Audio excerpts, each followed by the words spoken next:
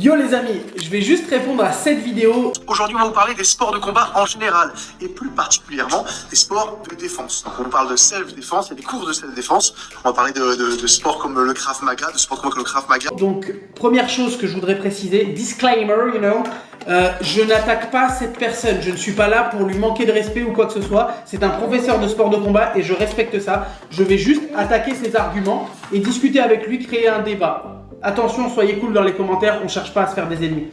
Alors, cher ami, j'ai pris des notes sur ta vidéo parce qu'elle était très intéressante. Tu as dit des choses avec lesquelles je suis en accord et des choses avec lesquelles forcément je ne suis pas en accord. Faire des choses, le premier des points où je vais te répondre, c'est que tu dis que dans les arts martiaux ou self-défense qui n'ont pas de système de compétition, il n'y a pas de confrontation physique avec un agresseur. Alors là-dessus, je suis pas d'accord avec toi parce que dans les arts martiaux et dans les self-défense, tu as des passages de grade. Et ces passages de grade, tu as une confrontation physique comme en compétition. Sauf que pourquoi on n'a pas de compétition en self-défense notamment, c'est parce qu'il y a des coups qui sont interdits et qui pourraient nuire gravement à la personne. Si on vient frapper au parti ou dans les yeux, etc., c'est des points vitaux et on peut pas utiliser ça en compétition, c'est mort. Tu nous dis que dans la rue, il n'y a que les sports de combat ou à la limite le judo, le jujitsu qui pourraient être efficaces dans la rue. Je suis d'accord avec toi, mais dans ces sports-là, il y a une chose qu'on ne t'enseigne pas, c'est à utiliser ton environnement. Dans le Krav Maga, par exemple, on te l'enseigne à utiliser ce qu'il y a autour de toi, les objets autour de toi. Prendre une chaise contre un couteau, tu vois, par exemple, des choses basiques comme ça, élémentaires, qui font que tu vas te mettre de la distance entre toi et ton agresseur. Mais ça, dans les sports de combat, vous ne le voyez pas, vous êtes dans un cadre sécurisé.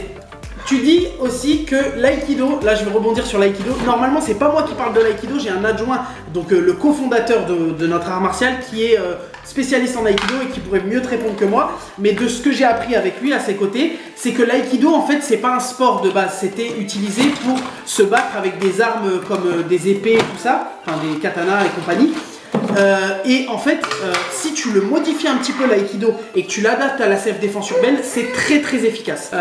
Une autre chose où je suis d'accord avec toi, tu dis que dans la rue, 99% des gens ne savent pas se battre. Je suis assez d'accord avec toi. Peut-être pas autant, parce que maintenant le MMA c'est vachement démocratisé, etc. Les gens pratiquent un peu plus. Mais c'est vrai que dans la rue, de toute manière, un pratiquant d'arts martiaux ou de sport de combat va pas venir te chercher la merde. En général, c'est quelqu'un qui... Les gens qui vont t'insulter ou quoi, ils sont pas sûrs d'eux et c'est pour montrer quelque chose. Maintenant, j'aimerais rebondir sur une chose. Nous, on a créé un nouvel art martial qui s'appelle le Ningendo, où on va faire beaucoup de sparring, sparring anglaise, sparring avec pied-point, sparring lutte et même avec du sol, où on va rajouter tous ces éléments-là qui, jusqu'à présent, manquaient dans la self-défense, parce qu'il y a des choses qui manquent dans la self-défense et dans les arts martiaux. On est d'accord avec ça. Maintenant, je pense que les arts martiaux et les sports de combat, les arts martiaux, les sports de combat et la self-défense sont complémentaires. Les amis, il ne faut pas créer une fausse guéguerre. Avant que le MMA soit démocratisé en France, les gens pratiquaient déjà les arts martiaux, les sports de combat, etc. On était déjà là. Donc, il faut bien comprendre que la self-défense et les arts martiaux ne sont pas l'ennemi des sports de combat. Au contraire, on est ensemble. On vient tous de la même base.